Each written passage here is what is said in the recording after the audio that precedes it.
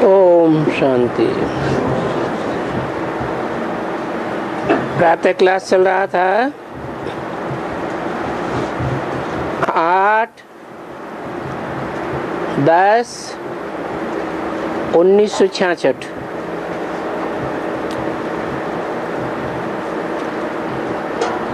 शनिवार को दूसरे पेज की चौथी लाइन में बात चल रही थी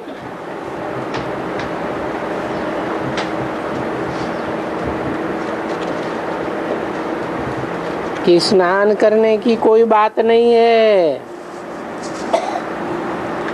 नदियों या पोखरों में। ये तो ज्ञान स्नान की बात है।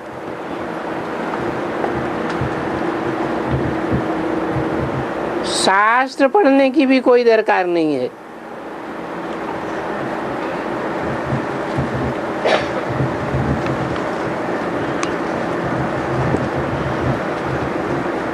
शास्त्र माना ही शासन करने का विधान।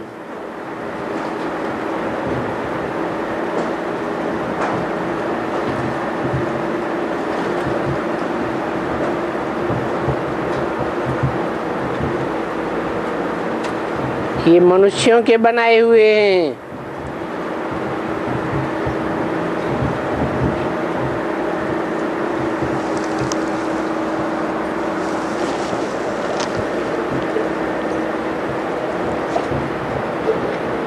तो सिर्फ बाप बैठ करके समझाते हैं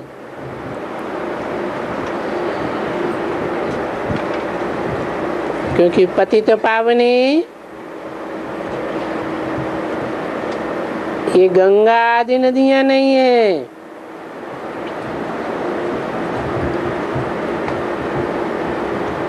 क्योंकि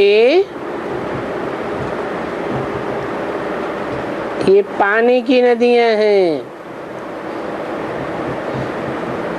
पानी को बिलोने से कोई मक्खन या सार नहीं निकलता।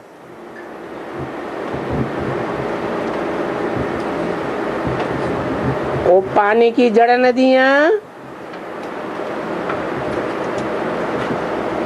या ज्ञान जल की चैतन्य नदियां भी कोई नई बात नहीं सुनाती हैं। सार की बात नहीं सुनाती हैं। वही पुरानी पुरानी शास्त्रों की बात, वही पुरानी पुरानी मुरलियों की बात सुनाती हैं।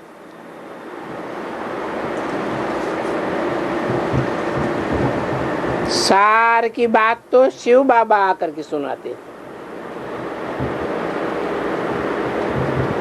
वो एक ही सुप्रीम टीचर है। आ करके युक्ति बताते हैं।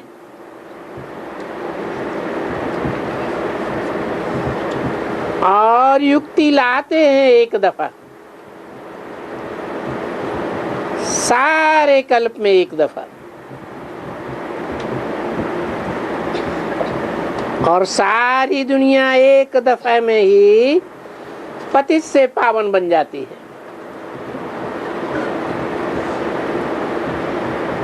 तो बाप कहते हैं मैं एक दफा ही आता हूँ। क्या कहा? ऐसे नहीं है कि जैसे भक्ति मार्ग में कहते हैं मैं सतयुग में भी शेर का अवतार लेकर के आता हूँ, नरसिंह अवतार। त्रेता में भी राम का अवतार लेकर आता हूँ। द्वापर में कृष्ण का अवतार लेकर आता हूँ। कलयुग में कलंकीधर का अवतार लेकर आता हूँ। नहीं कोई ऐसा है कि 5000 वर्ष की शूटिंग काल में भी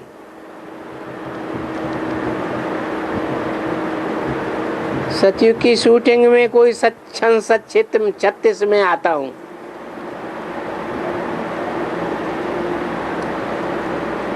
बाप भगवान तो एक ही बार आते हैं, एक कल्प में एक ही बार, चाहे ब्रॉड ड्रामा हो या शूटिंग काल हो।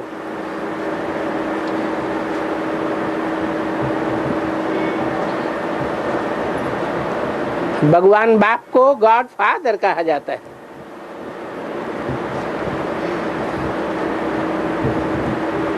ऐसे भी नहीं है कि वो गॉड फादर सन 76 में आया,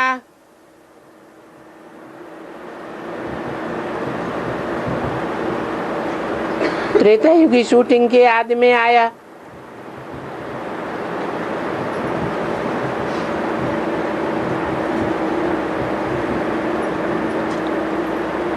नहीं,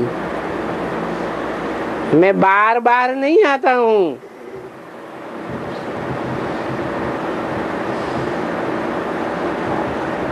ये भी मनुष्यों की बुद्धि में है जरूर कि अभी कलयुग पुरानी दुनिया है,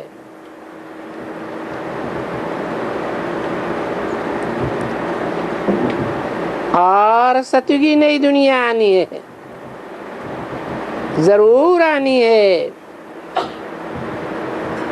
पुरानी दुनिया बदल करके नई दुनिया होती है।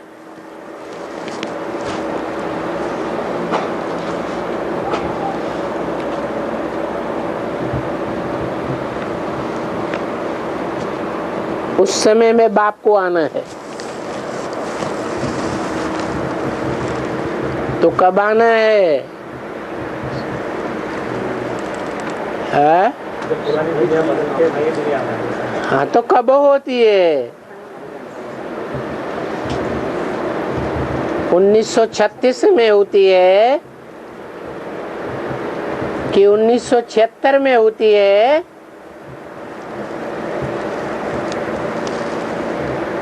या कब होती है?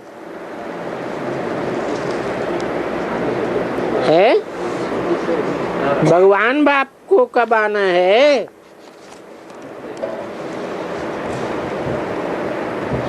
आना तो है जरूर,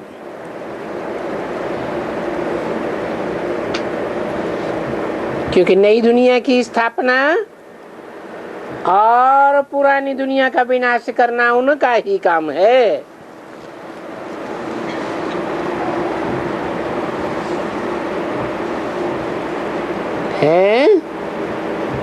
उनका कह के दूर क्यों कर दिया है?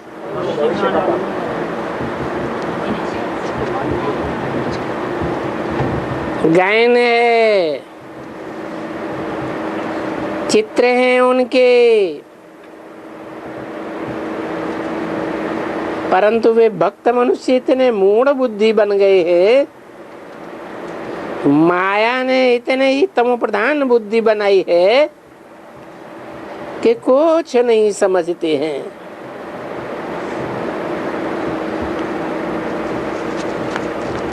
कि वो चित्र किस समय की यादगार है।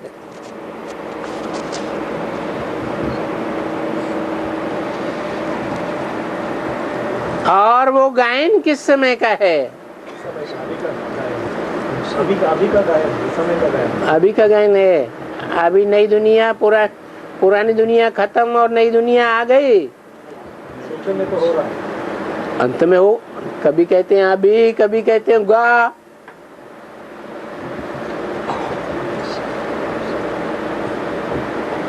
अभी का गायन है, अभी के चित्र हैं या भविष्य के चित्र हैं? चित्र कब के होते हैं? हैं? अभी के हैं या आने वाले भविष्य के हैं? आने वाले भविष्य के इसलिए हैं कि चरित्र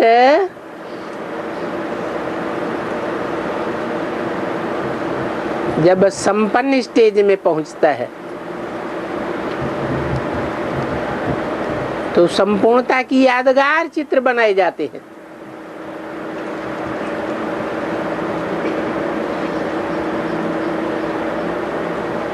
अभी कोई भी आत्मा की संपूर्णता है नहीं है। गायन भी उसी समय का है।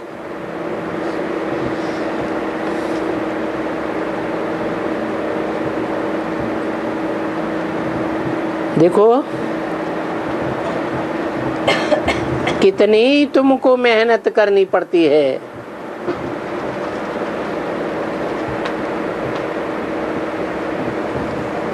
प्रदर्शनियों में कितने बड़े बड़े आदमी आते हैं,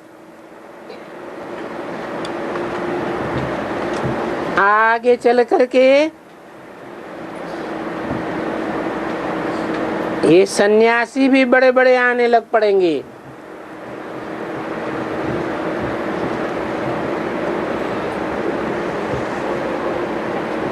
ऐसे मत समझो।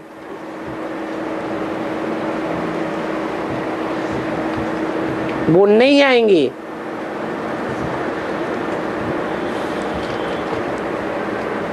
फिर भी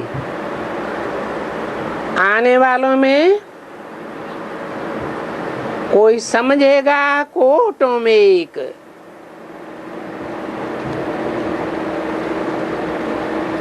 और को में भी को नरशास्त्र कोटन में को, ये जो गाया हुआ है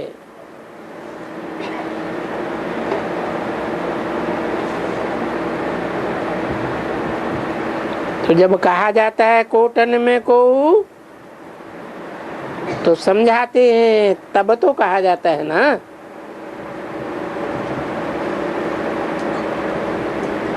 कि कोटों को समझाते हैं, लाखों को, करोड़ों को, और उनमें कोई समझते हैं।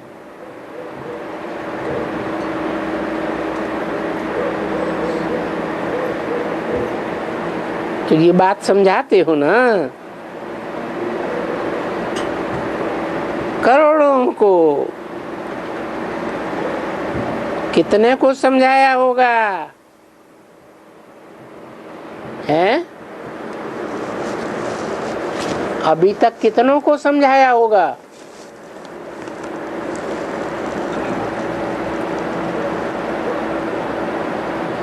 है? अरे कोई हिसाब है या नहीं है?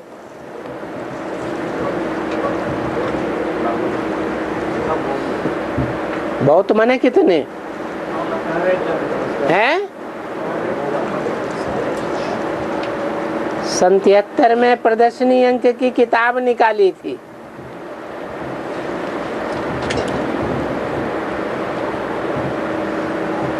दिल्ली रामलीला ग्राउंड में बड़ा मेला हुआ था पहला।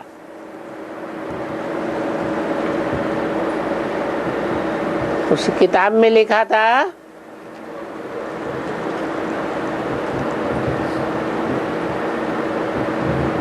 कि अभी तक माने सन 73 तक, मेला पूरा होने तक 1 करोड़ आत्माओं को संदेश मिला।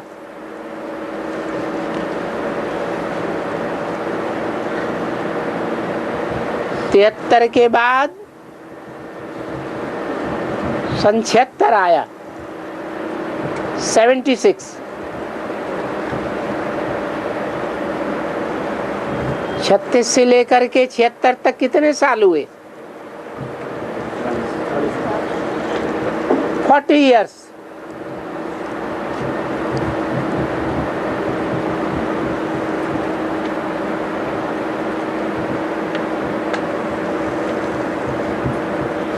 ज्ञान के हिसाब से त्रेता युग की शूटिंग शुरू हो गई।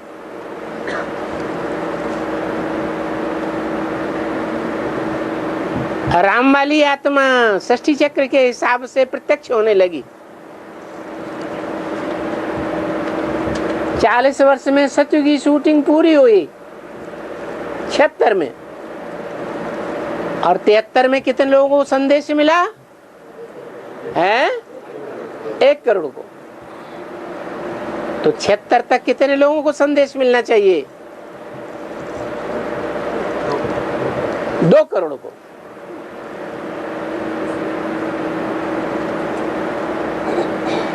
तो बताया कि सन 36 से 73 तक 37 ईयर्स में आधों को संदेश मिला।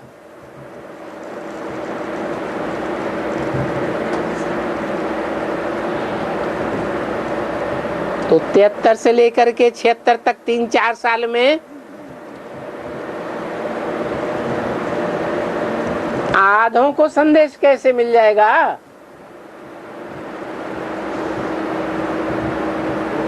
मिल सकता है? हैं? कैसे हैं? हाँ, बाद में संदेश मिलने की गति उसी गति से तीव्र हो जाती है जैसे कलयुग के अंत में परम धाम से आत्माओं के आने की गति तीव्र हो जाती है। ढेर की ढेर आत्माएं उतरने लग पड़ती हैं। ब्रॉड ड्रामा में संसार रूपी रंगमंच पर उतरती है, जीवन धारण करती है। और शूटिंग पीरियड के ड्रामा में ज्ञान में आत्मिक स्टेज में आती है।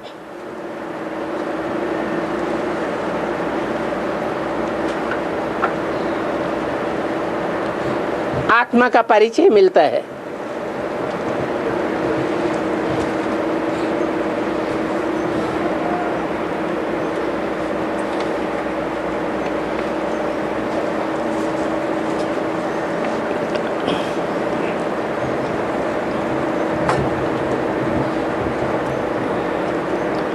तो देखो, आगे चल करके बहुतों को समझाना होगा। बहुत बहुत चारों तरफ में तुम समझते ही रहते रहे, समझाते ही रहेंगे।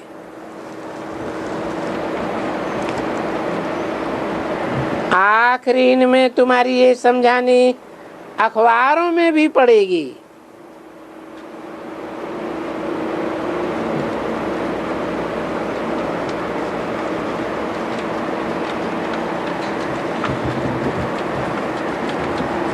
और ये चित्र भी अखबारों में पढ़ेंगे।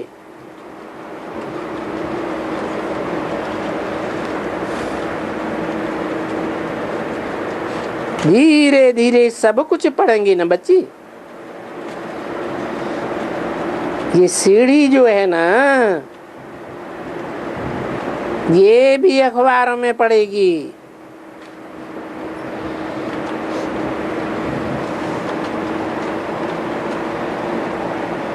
क्योंकि ये सीढ़ी तो है सिर्फ भारतवासियों के लिए।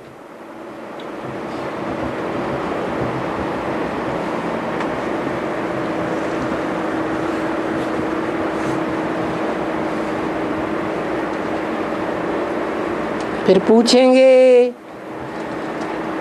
तुम्हारे से पूछेंगे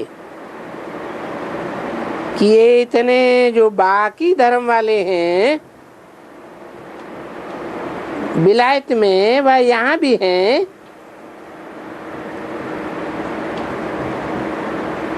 ये सब वो कहाँ जाएंगे?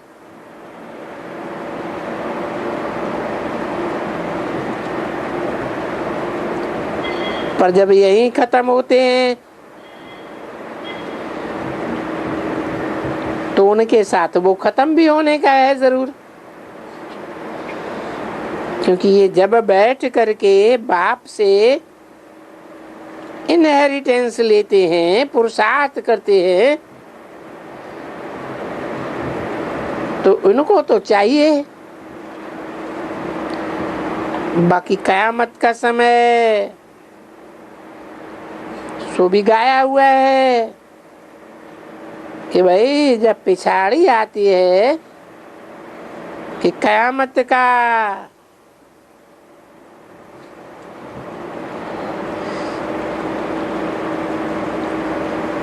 सेग्रीगेशन का समय होता है, कयामत का समय कहा जाता है, वापस जाने का। तो वापस तो जाएंगे ही जब पुरानी दुनिया होगी और नई दुनिया स्थापन होगी, तब सभी वापस जाएंगे।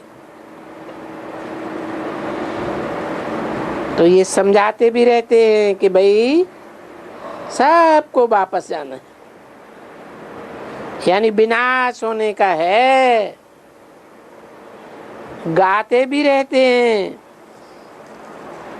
गाएंगे भी जरूर कि नई दुनिया स्थापन हो रही है, पुरानी दुनिया बदल रही है। देखो गीत भी है, दुनिया बदल रही है, अर्थात ये जो पतित दुनिया है वो बदल करके पावन हो रही है। अभी पावन दुनिया को स्वर्ग कहा जाता है।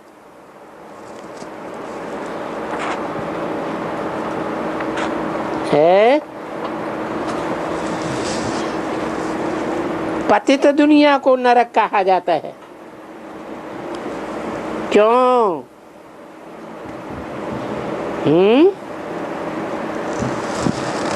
पावन दुनिया को स्वर्ग क्यों कहा जाता है? आत्मिक स्थिति होती है, वहां देह भान की स्थिति नहीं होती है। तो इससे क्या हुआ? देह भान की स्थिति नहीं होती है, लेकिन देह तो होती है। पुरानी दुनिया में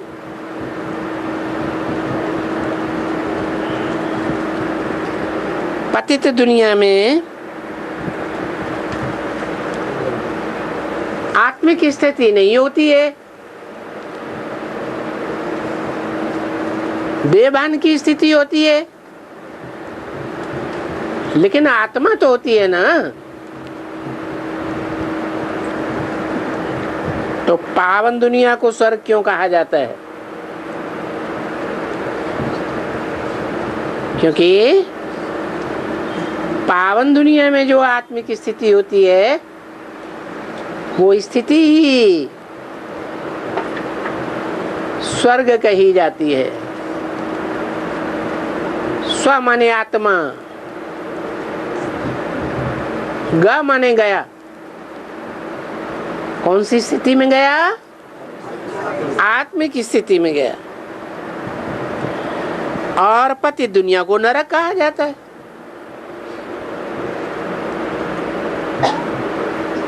जो स्व स्थिति में सदैव रहने वाला है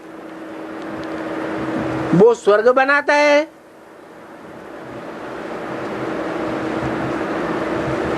और नर जिसे मनुष्य कहा जाता है वो देहभान में रहता है। तो देहभान में रहने वाला मनुष्य नर नरक बनाता है।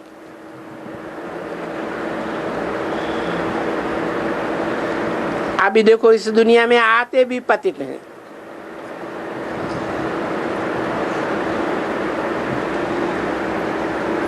सतयुग में ये गायन होता ही नहीं है कि सतयुग पावन दुनिया खत्म होती है।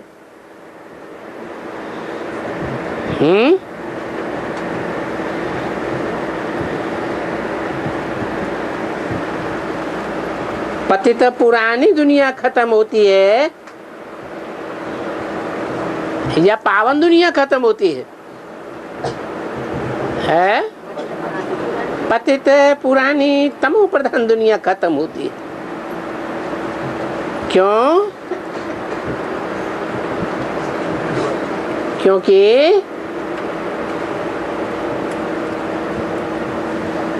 कांटों के जंगल को आग लगती है। कांटे दुखदाई होते हैं या सुखदाई होते हैं? हैं? दुखदाई होते हैं। तो ये दुनिया सारी कांटों का जंगल बन जाती है। सब एक दूसरे को दुख देने लग पड़ते हैं। कोई मनुष्य नहीं बचता जो मनसा वाचा कर्मणा दूसरों को दुख देने वाला न हो। कोई देश ऐसा नहीं बचता जो दूसरों को दुख देने के काम न करता हो।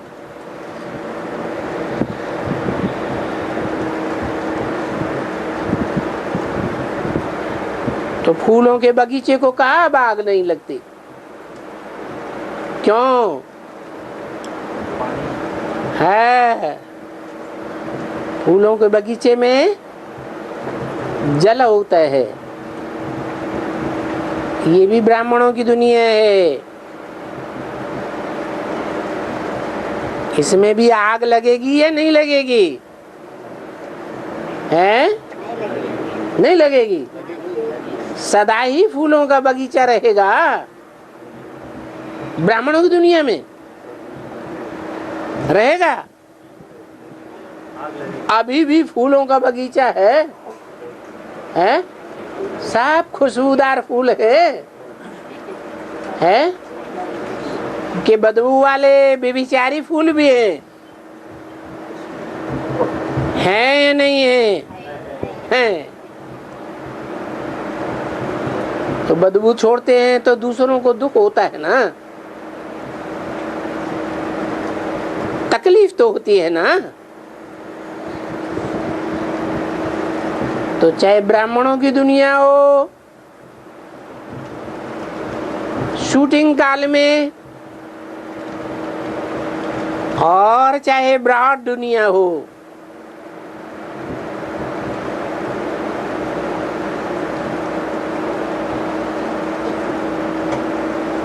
जब ज्ञान जल सूख जाता है तो जोर से अकाल पड़ता है। पानी की बूंद भी नहीं मिलती है। तब क्या समझा जाए कि अब इस दुनिया में आग लगने वाली है।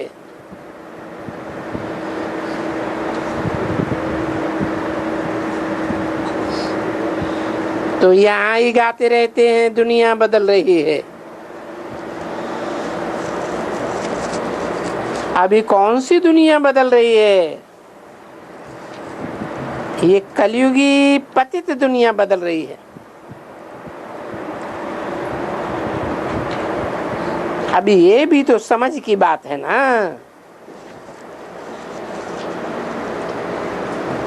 कि सतयुग में विनाश होता है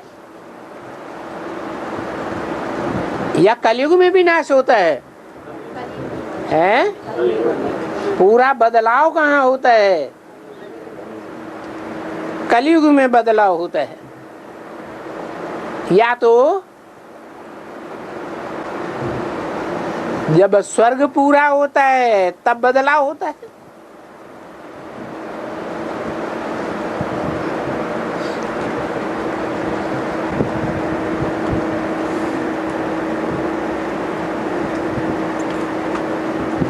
ये भी बात तुमको समझाते हैं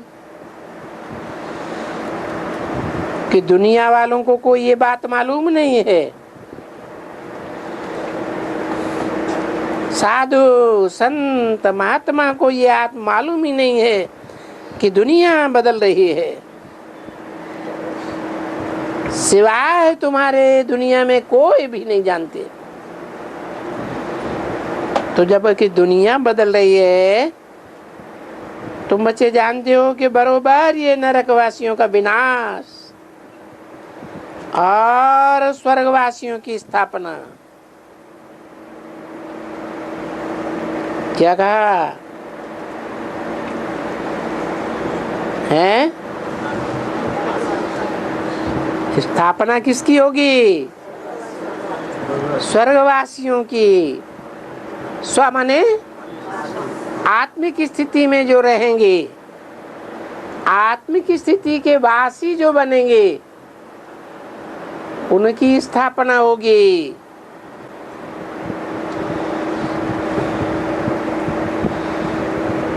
अभी स्वर्गवासियों की स्थापना कैसे हो रही है, सो भी तो तुम समझते हो, और ये भी जानते हो कि कल्प कल्प ऐसे ही स्थापना होती है जैसे शुरू हुई है।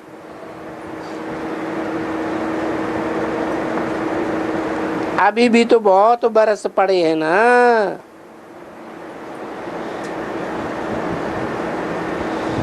जितना पीछे इतना सीरियस होती जाती है, इतनी मेहनत, इतनी बहुतों को समझानी मिलती जाएगी, बहुत ही प्रदर्शनी होती जाएगी। देखो दिन प्रतिदिन बुद्धि को होते जाते हैं ना, वृद्धि को होते जाते हैं।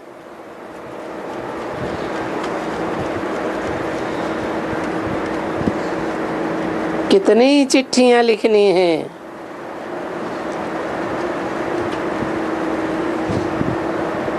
जवाब दिए जाते हैं। हमको प्रदर्शनी करनी है, हमको प्रदर्शनी करनी है, ऐसे चिट्ठियां लिखते हैं ना।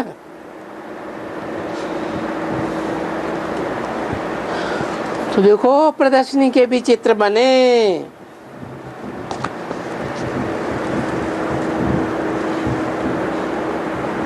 और थोड़े राइट चित्र भी बने।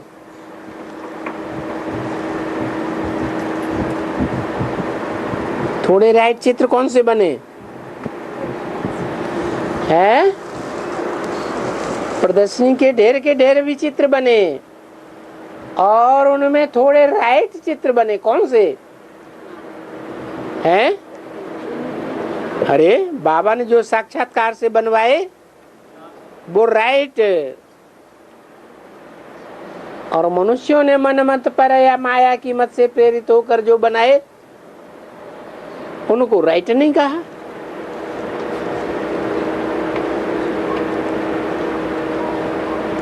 आठ 10 66 की वाणी का 3रा पेज। राइट चित्र थोड़े हैं, बाकी डिफेक्टेड हैं।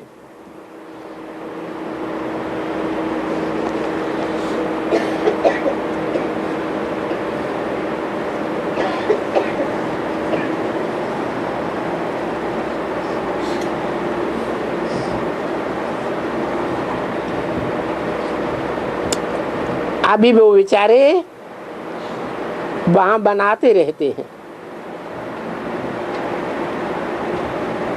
जो बाबा उनको बतावे, या उनमें से कोई जागे, बाबा हमको बताओ, हम सीढ़ी बना करके बिल्कुल ऐसी सीढ़ी बनाएंगे, बिल्कुल पाइप ऐसे की बात है।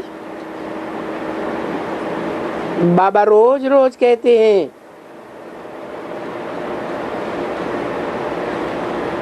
इसमें बारीकी बड़ी है नॉलेज की।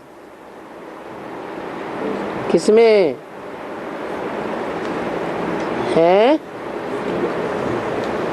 सीढ़ी के चित्र की बात हो रही थी ना।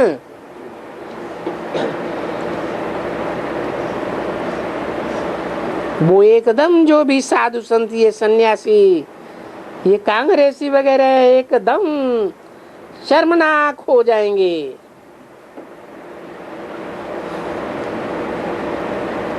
ये सीढ़ी सिर्फ ऐसी है परंतु बच्चों को कुछ भी बुद्धि में नहीं है।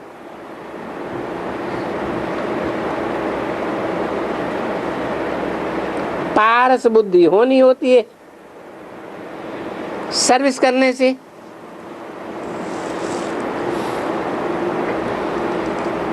कितने की सर्विस करनी चाहिए, कितना कल्याण करना चाहिए, बहनों का, भाइयों का, किस न किसका, उनको सिखलाना चाहिए। अरे भाई, हम भारतवासी सतो प्रधान थे,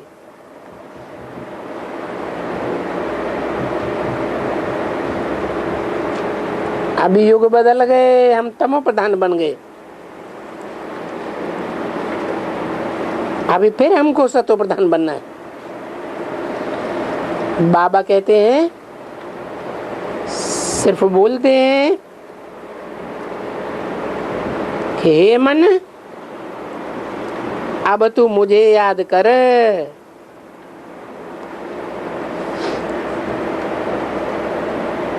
मन मना भव।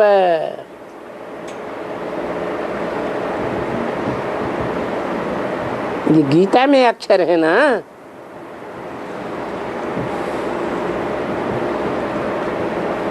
सिर्फ ये भगवान वाच है।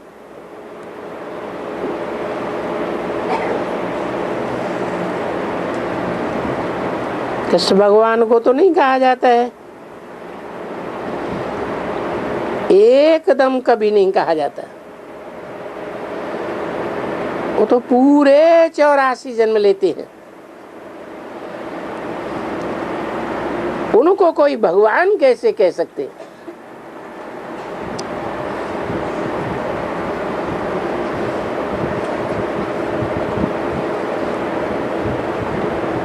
इसको तो भूले चूके भी भगवान नहीं कहना चाहिए।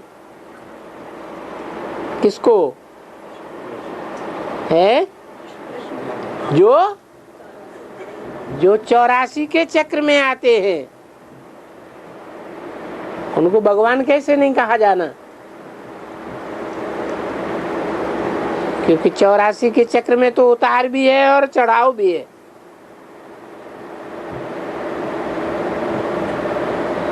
चढ़ते हैं तो 16 कला संपूर्ण, उतरते हैं तो कलाहीन। और भगवान क्या कलाओं में चढ़ता उतरता है कि एक जैसा रहता है? वो तो सदैव कलातीत है।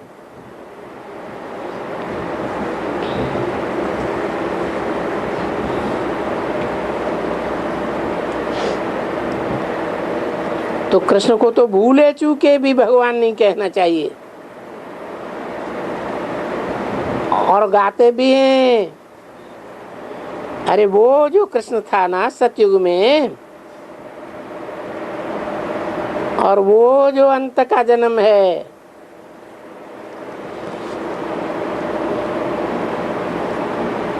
वो अभी सांवरा है। गाँवड़े का छोरा है।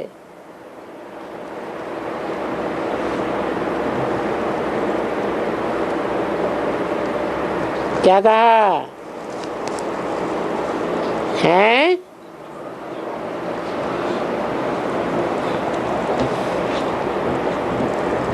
जो सतयुग का कृष्ण है, वो ही जन्म लेते लेते 84 जन्म में गाँवड़े का छोरा सांवरा बना है।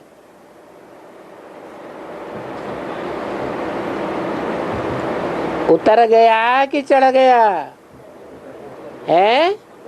उतर गया। बाबा कहते हैं वो सांवरा काला कृष्ण तो सतयुग के कृष्ण की जूती भी नहीं है।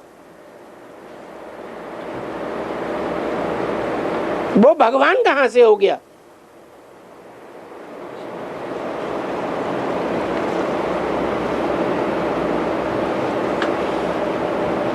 उनकी आत्मा को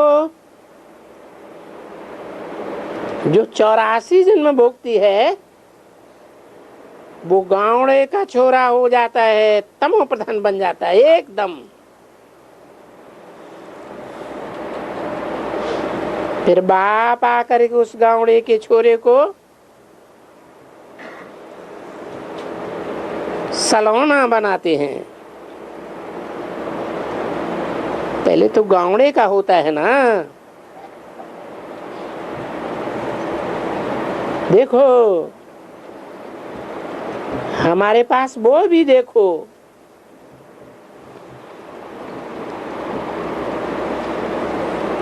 गावड़े का है।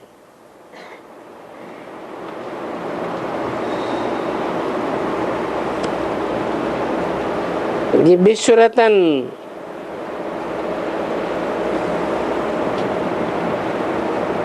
ये सब गावड़े के हैं।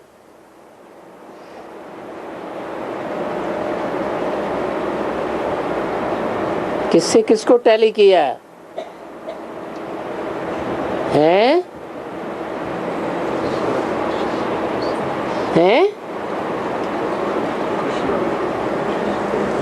जो सतयुग का कृष्ण है उसको विश्व रतन से टैली किया। किसके रतन से? सारे विश्व का जो चुना हुआ रतन है। हद के विश्व रतन की बात है या विश्व के बेहद रतन की बात है? वो भी है और ये भी है।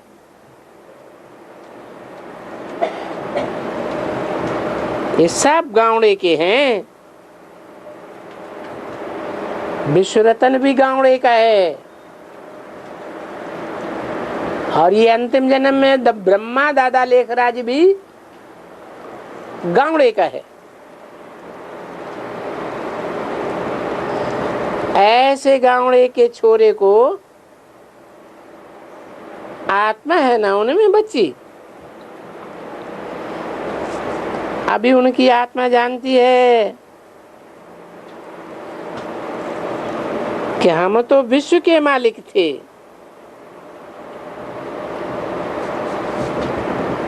और गावड़े के छोरे जाकर के बने हैं।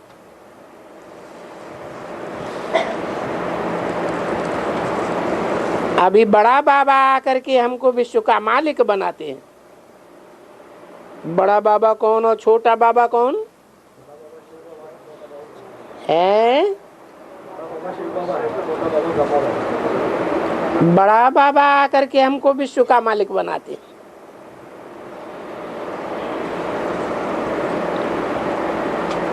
बाबा क्यों कहा है? क्योंकि बड़ा बाबा भी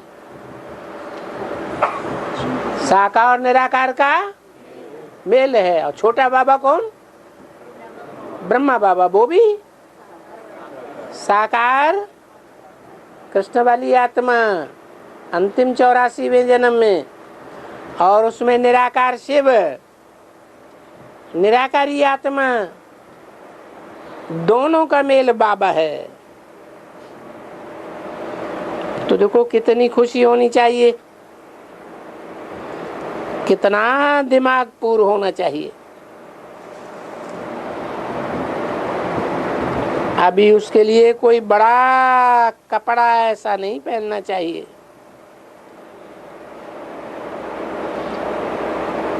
कोई भी चीज में मोह तो नहीं रखना चाहिए।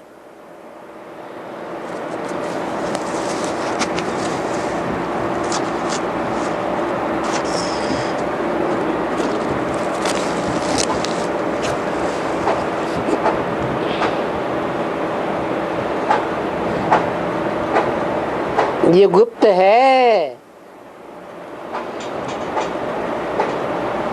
जो कहा जाता है ये जो नशा होता है ना धन का, वो भी कोई मुश्किल उतरता है। पहाका देते हैं। एक होती है भैंस और दूसरा होता है बाबड़िया। ये सिंध का पहाका है।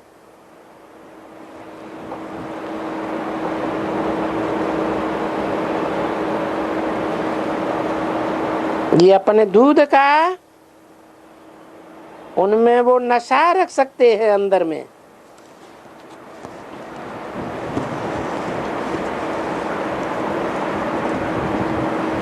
कितना भी धन आ जाए,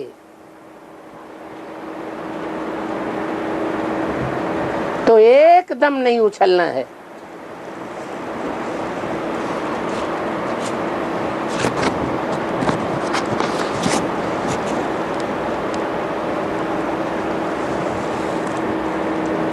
परंतु तुम्हारे पास तो देखो कितना धन हो जाता है। देखो अथाह धन।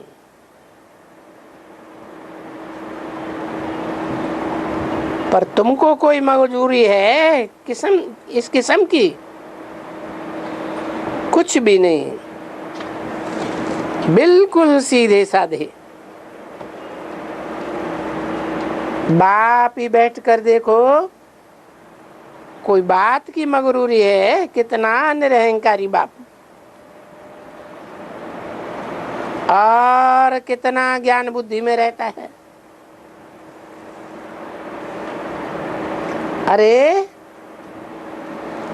कल हम जा करके अपना वो हीरो जवाहरातों का महल बनाएंगे।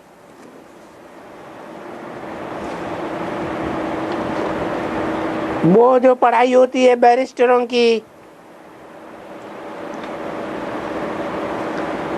उन बैरिस्टरों की पढ़ाई को तो इसी जन्म में बोलते हैं। अभी हम इम्तिहान पास करके बंगला बनाऊंगा, बैरिस्ट्री करूंगा, हाई कोर्ट में जाऊंगा, चीफ जज बनूंगा, या कोई बड़ा सर्जन बनूंगा, इतना पैसा कमाऊंगा वगैरह वगैरह। वो ऐसे कहते हैं ना बच्चे। अच्छा, धन कमाते हैं, मैं इतने महल बनाऊंगा। अरे ये आज की दुनिया के महल मानिया, हम तो नई दुनिया में महल बनावेंगे, पुरानी दुनिया में नहीं। ये तो गंदी डरती दुनिया है एकदम।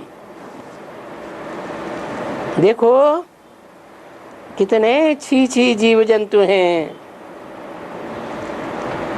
और कितने गंदे एकदम बढ़ते जाते हैं।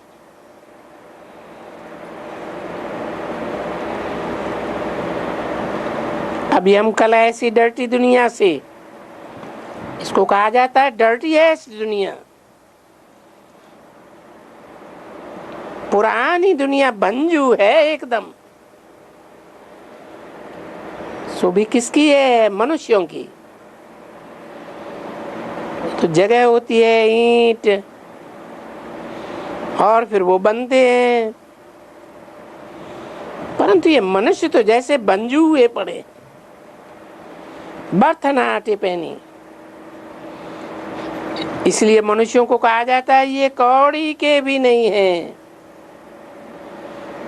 कौड़ी की भी इनकी कीमत नहीं।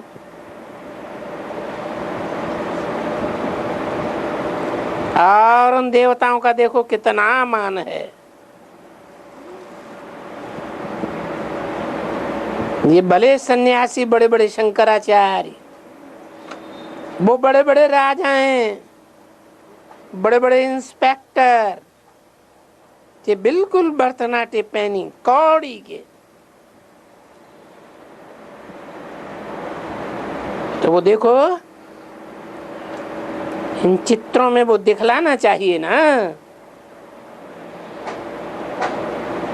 वहां ऊपर में दिखलाना चाहिए।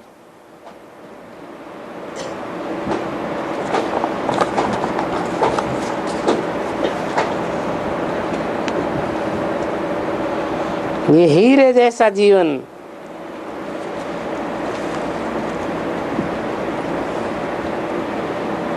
वही 84 जन्म लेकर के कौड़ी जैसा जीवन, पतित और भ्रष्टाचारी।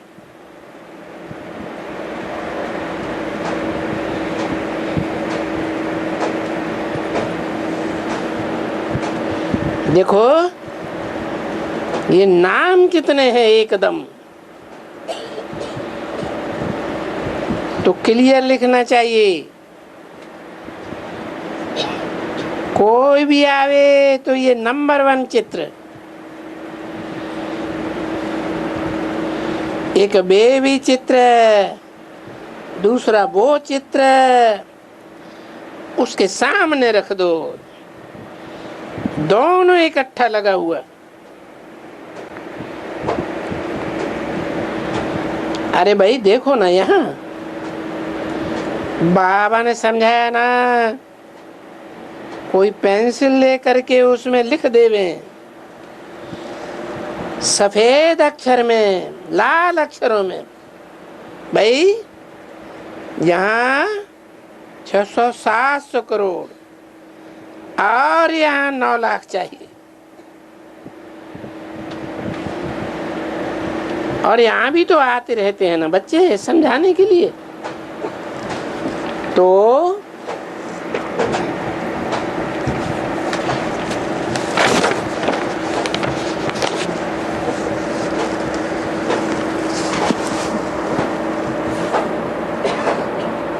झट आकर के वहां लिख देना चाहिए।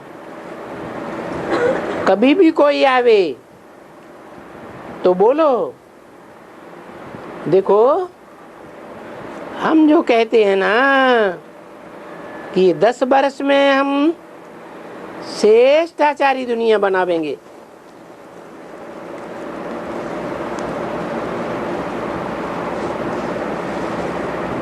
तो ये देखो ना, ये श्रेष्ठाचारी भारत था। उस श्रेष्ठाचारी भारत में कितने मनुष्य होंगे?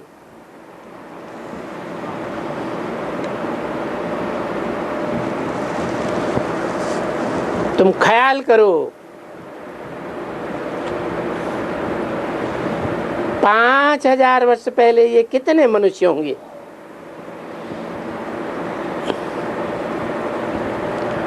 और अभी इस दुनिया में कितने मनुष्य हैं? इन बातों पर विचार करो।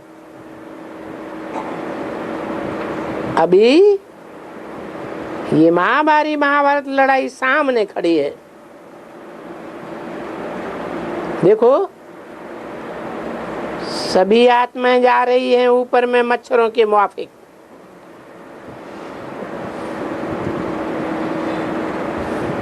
सो कोई,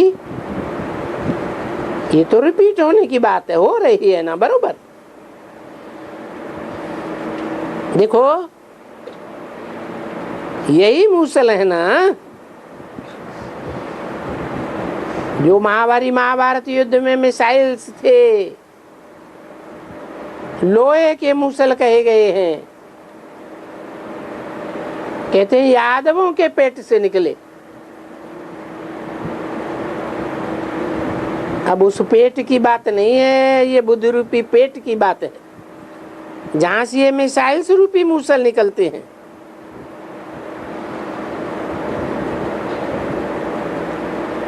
आठ 10-66 की वाणी का 4था पेज, यहाँ सब कुछ है। ये आग वगैरह ये सब देखो कितनी आग भड़क रही है, कितने ये बम्स तैयार हो रहे हैं। ये कितना भी कोशिश करते हैं कि आपस में शांति सुलह हो जावे, बिल्कुल नहीं। जितना कोशिश करते हैं इतना बिगड़ते जाते हैं। और अभी बाबा भी आया हुआ है। अरे बाबा भी आया हुआ है, राजयोग सिखला रहा है। और विनाश भी सामने खड़ा है।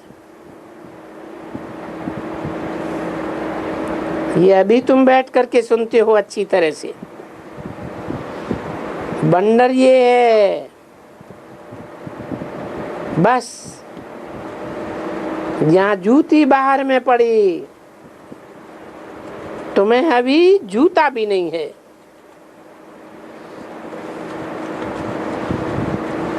वो चमड़े की जूती जो बाहर में पड़ी है ना, ये ज्ञान सब नंबरवार का उड़ जाता है।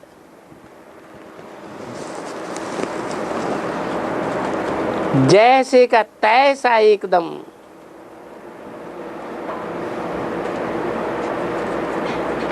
कुछ भी स्मृति दिल में रहती नहीं है एकदम। अगर स्मृति रहे तो विचारों को शौक चढ़ जावे, हम जाऊं, हम जा करके सर्विस करूं। बाबा बाबा दिल में रहे, हर्षित रहे। इस ज्ञान में बच्ची यहां ही हर्षित होना है। तब वो 21 जन्म में तुम ऐसे हर्षित हो सकेंगे। यहाँ इसी दुनिया में इतनी खुशी का पारा चढ़ जाए। अभी खुशी का पारा चढ़ेगा सर्विस पर।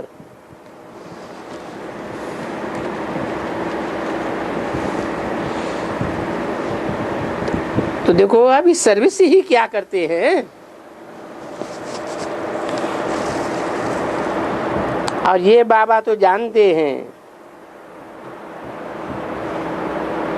ये तो जो जहां के आते हैं वो उनको जानते हैं।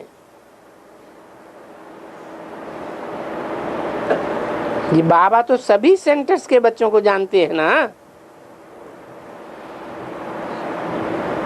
छोटी सी बातों में एकदम मुरझा तुरझा जाते हैं।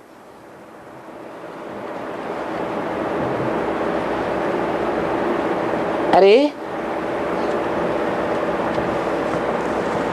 अच्छा, कोई ना कोई भूल की, कोई हर्जा नहीं है, हंसते रहो। ड्रामा के प्लान अनुसार हंसते रहो। चलो, मुझे तो सर्विस करनी है ना, ऐसे थोड़े ही कि इनके कारण मुझे सर्विस को कोई छोड़ देना है। नहीं,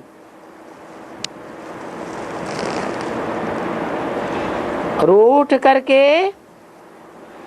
घर में थोड़े ही बैठ जाना। नहीं नहीं, तुम ऐसा नहीं कर सकते।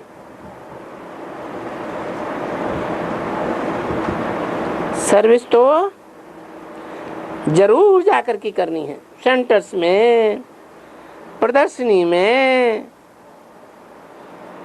जहां वहां जाना है, बहुत खुशी से जाना है। अगर खुशी से नहीं जावेंगे और देखेंगे कि वो जिससे हमारी नहीं पटती है वो सामने खड़ा है, तो फिर एकदम फंक हो जाते हैं। समझा ना? जैसे कि एकदम मूर्छित हो जाते हैं। पीछे सर्विस क्या निकलेगी? जिनकी एक दो से नहीं पटती है, अगर प्रदर्शनी में गए, एक दो को देखा, खुशी उड़ जाएगी एकदम, क्योंकि दुश्मन को देखा ना।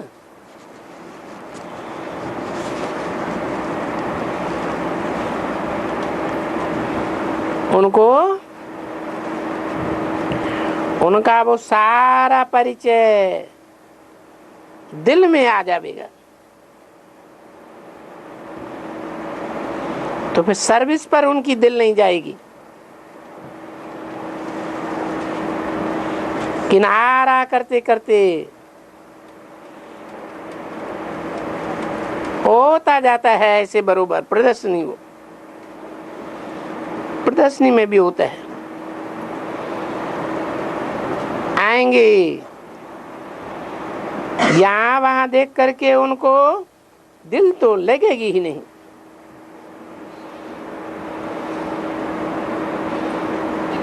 सोचेंगे यहां से घुस करके चला जाएगा।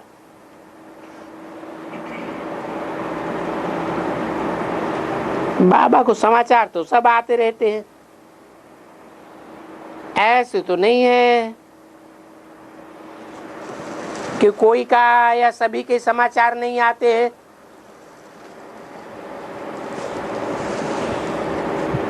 सभी सेंटर्स में देखो, ऐसे बहुत देखे।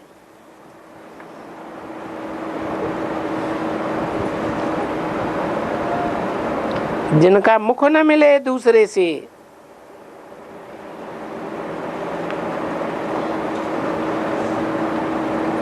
ऐसे तो होता ही नहीं है ना।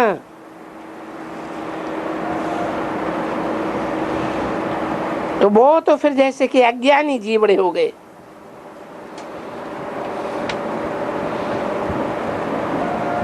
बिल्कुल अज्ञानी। फिर उनमें फर्क ही क्या रहा? उनको फिर महारथी कहेंगे?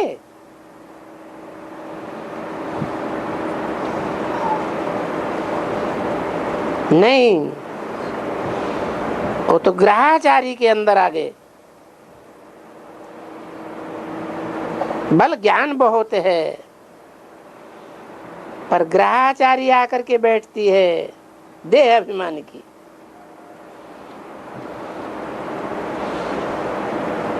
फिर ग्रहाचारी देह अभिमान की किसको न किसको गिराए देती है।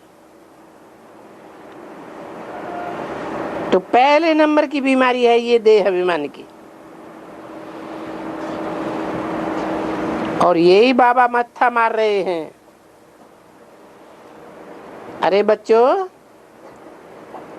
आत्माभिमानी बनो।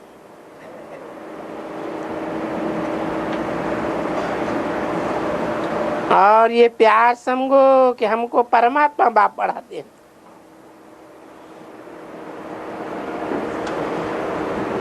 परमात्मा और सभी आत्मा ही मिलकर ये सब कुछ करती है। ओम शांति।